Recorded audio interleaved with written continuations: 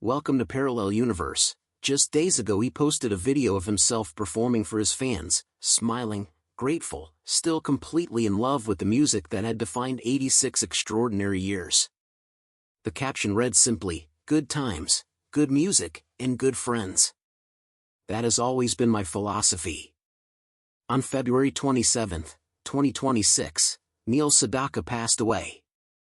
And the world that woke up to that news is still trying to find its footing.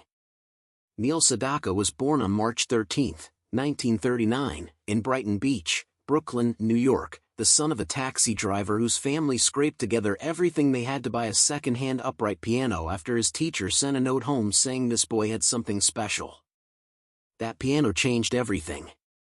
By the time he was 8 years old, Neil had earned a scholarship to the Juilliard School's preparatory division. His mother dreamed of a classical concert career for him.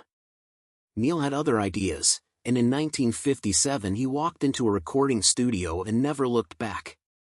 What followed was one of the most remarkable careers in the history of American popular music, not just for its extraordinary peaks, but for its equally extraordinary resilience.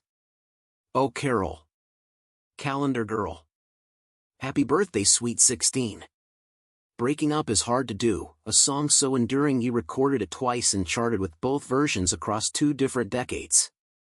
He wrote over 500 songs, penned for Frank Sinatra, Elvis Presley, Tom Jones, and the Monkees among countless others. He wrote Stupid Cupid for Connie Francis. He wrote Love Will Keep Us Together for Captain and Tennille, which became the best-selling single of 1975. The Songwriters Hall of Fame inducted him in 1983. A star on the Hollywood Walk of Fame followed. 5 Grammy nominations across a career that somehow kept finding new audiences every time the world assumed it had heard the last of him.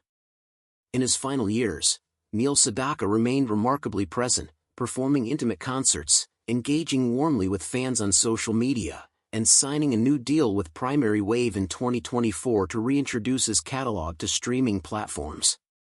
Just weeks before his death he announced that his 1975 album Steppin' Out would be available for streaming on April 10 in celebration of its 50th anniversary. He had retired from songwriting in 2022, telling an interviewer he believed he could no longer write at the caliber he once had, a statement of creative integrity that said everything about the standard he held himself to his entire life. On the morning of February 27, 2026, he was taken by ambulance to a hospital in Los Angeles after feeling unwell at home. His family had hoped for recovery.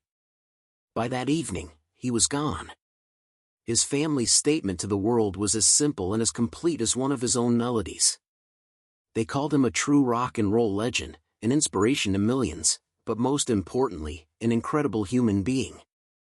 He is survived by his wife Liebe Strasberg, whom he married in 1962 and loved for 64 years. Their daughter Dara, a vocalist who sang on his recordings. Their son Mark, a screenwriter in Los Angeles. And grandchildren he spoke about just months ago with a tenderness that stopped everyone who read it, calling their bond a special kind of love. His high school sweetheart Carole King, who inspired the song "Oh Carol" and who spent a lifetime parallel to his in American music, wrote simply, "He inspired me to follow my dream. Breaking up is hard to do."